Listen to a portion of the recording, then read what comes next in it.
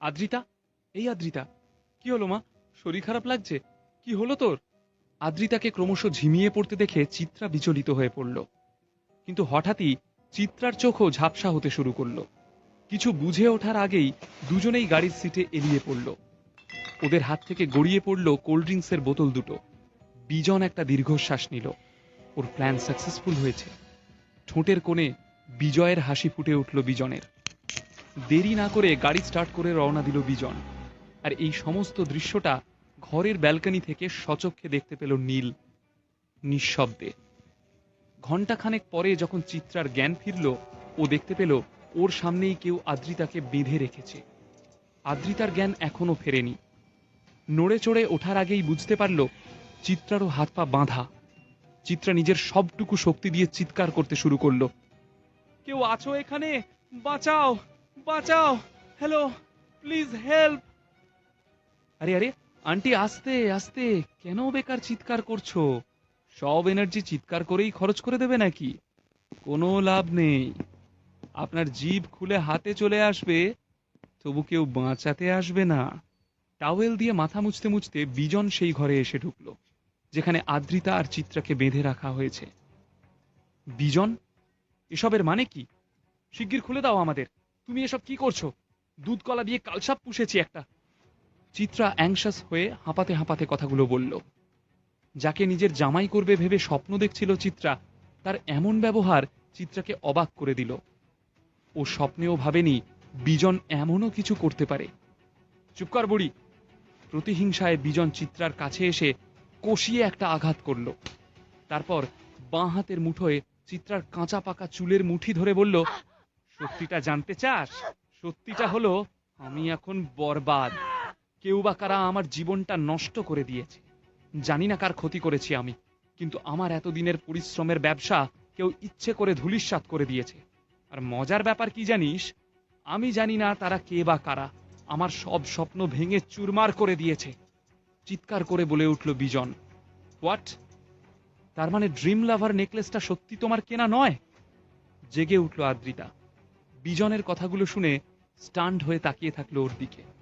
Adrita phone করে যদিও একবার জিজ্ঞেস করেছিল বিজনকে, কিন্তু তবু ওর মনে হয়েছিল হয়তো বিজন সত্যিটা লুকিয়ে যাচ্ছে, হয়তো আদ্রিতা চিন্তা করবে ভেবে। কারণ আদ্রিতার ব্যবসায় টাকা দিয়ে বিজন সাহায্য করবে বলে কথা দিয়েছিল। নিজের মনের মধ্যে আসলে যুক্তি সাজিয়ে নিয়েছিল আদ্রিতা। সে ভেবেছিল বিজন বোধহয় লুকিয়ে যাচ্ছে। কিন্তু এখন এই সব সত্যি শুনে আর বিজনের এই স্বরূপ দেখে আদ্রিতা নিজের ভুল বুঝতে পারল। কিন্তু প্রশ্নটা ওর মাথায় ঘুরতেই লাগলো, বিজন যদি না দিয়ে থাকে তাহলে এত দামি হীরের এই ড্রিম লাভার নেকলেস কে দিল আদ্রিতাকে?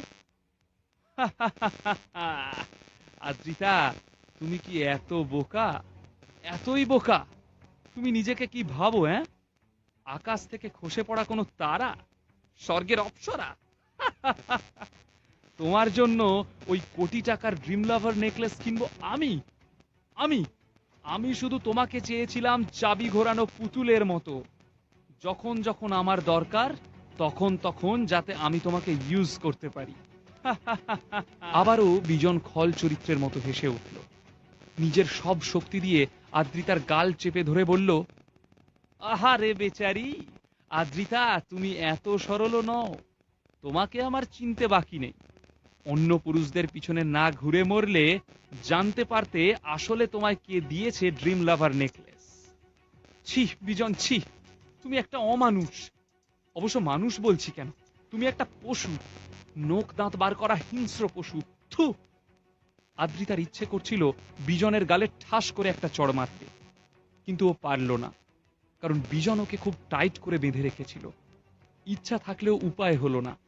আদ্রিতার এই কথাগুলো শুনে বিজন আক্রোশে কষিয়ে একটা থাপ্পড় মারল আদ্রিতার গালে। আদ্রিতা আর্তনাদ করে ছিটকে মাটিতে পড়ে গেল। বিজন, এ কি করছো তুমি? আদ্রিতার গায়ে হাত তুললে? শোনো বিজন, আমরা সব ভুলে যাব। যা কিছু হয়েছে আমরা সব ভুলে যাব। কাউকে কিছু বলবো না। তুমি প্লিজ আমাদের যেতে দাও। কথাগুলো শেষ হওয়ার আগেই চিত্রার গালে সজোরে একটা থাপ্পড় এসে পড়ল। বিজন বলল, দেখো আন্টি, তোমাকে কষ্ট দেওয়ার কোনো ইচ্ছেই আমার ছিল না। তবু তুমি মেয়ের পিছন ছাড়লে না। কে বলেছিল তোমাকে আসতে?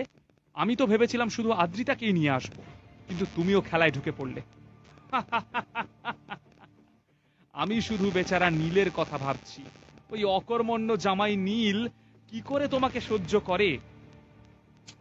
এই বলে বিজন একটা সিগারেট ধরিয়ে লম্বা টান দিল, আর সব ধোঁয়াটুকু ছেড়ে দিল চিত্রার মুখে। চিত্রার চোখ জ্বলতে শুরু করলো, কাশিতে দম আটকে গেল। কিন্তু এসব সত্ত্বেও বিজনের মন শুধু আদ্রিতার দিকে। লোভী দৃষ্টিতে ও আদ্রিতাকে দেখতে থাকল।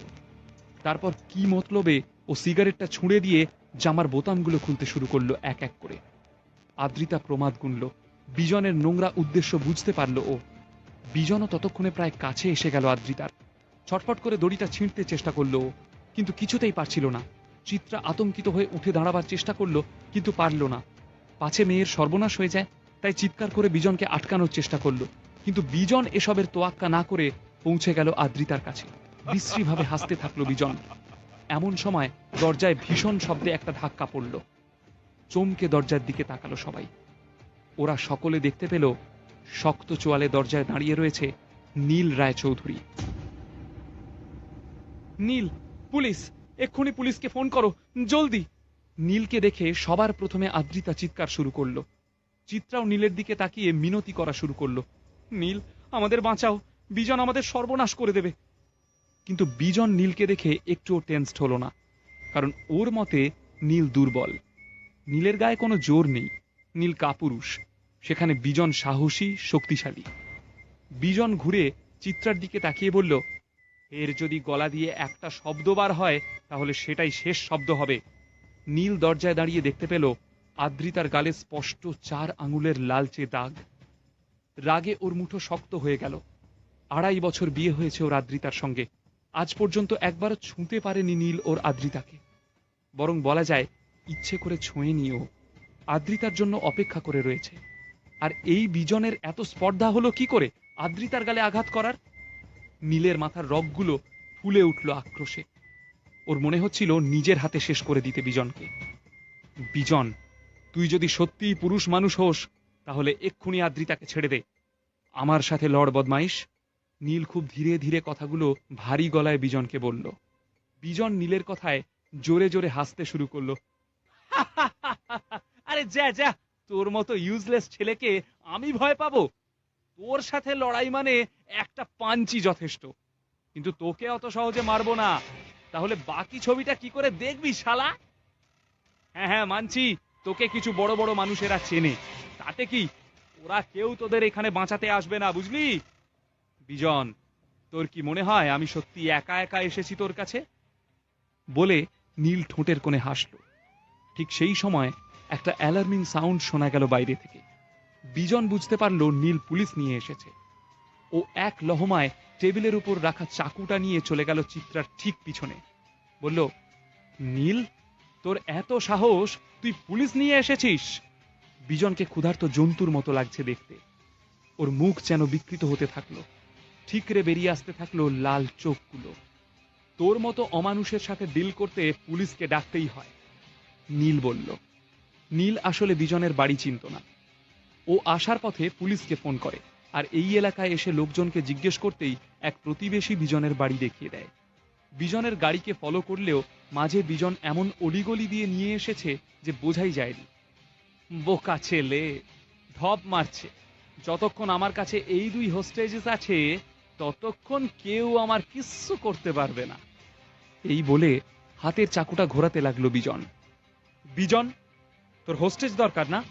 তাহলে ওদের ছেড়ে দে, আমাকে বন্দি কর। নীল এইবার চিৎকার করলো। ওর ধৈর্য ক্রমশ কমে এলো। এদিকে নীলের এই কথা শুনে আদ্রিতা নিজেকে আর থামিয়ে রাখতে পারল না। নীল, বোকার মতো কথা বলো না, তুমি এখান থেকে পালাও এক্ষুনি। কথাগুলো বলতে বলতে আদ্রিতা বুঝতে পারছিল ওর মনে আবেগের ঝড় বইছে। এ কোন নীলকে দেখছে আদ্রিতা? এতদিন যাকে উঠতে বসতে হেয় করে এসেছে, সবার সামনে যাকে ছোট করে এসেছে, যার প্রাপ্য সম্মানের এতটুকুও ফেরত দেয়নি, এ কি সেই নীল?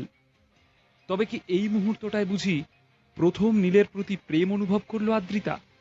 এই আদ্রিতা, কি বলছিস তুই? নীল যদি চায় ওকে হতে দে না হোস্টেজ, তুই বারণ করছিস কেন?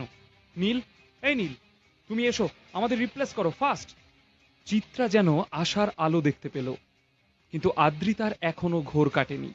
নীলের কাছে সব ঘটনা শুনে পুলিশ সেন ম্যানসনে ফোন করে সমস্ত কথা বিস্তারিতভাবে জানিয়ে দিয়েছিল। এবার বিজনের বাড়ি ঘেরাও করল পুলিশ।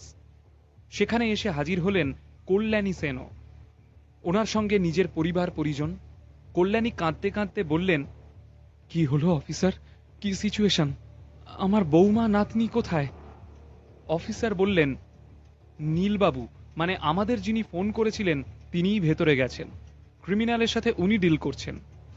আচ্ছা অফিসার, আপনার কোথাও ভুল হচ্ছে না তো? মানে বিজনকে আমরা খুব ভালো করে চিনি অফিসার, ও এইরকম ছেলে নয় কিন্তু। বিজন একজন শিক্ষিত অ্যাম্বিশাস ছেলে, he is a bright businessman. Kalyani সেনের এখনো বিশ্বাস হচ্ছে না, এই রকম ঘৃণ্য কাণ্ড বিজন কি করে ঘটাতে পারে। তিনি শকড। না মিসেস সেন, যা ঘটেছে আপনাকে আমরা সেটাই ইনফর্ম করেছি, এটাই সত্যি। এমন সময় একজন কনস্টেবল হাঁপাতে হাঁপাতে বাড়ির পেছন থেকে ছুটে আসে। ওর অবস্থা দেখে কল্যাণী সেনের বুক কেঁপে ওঠে।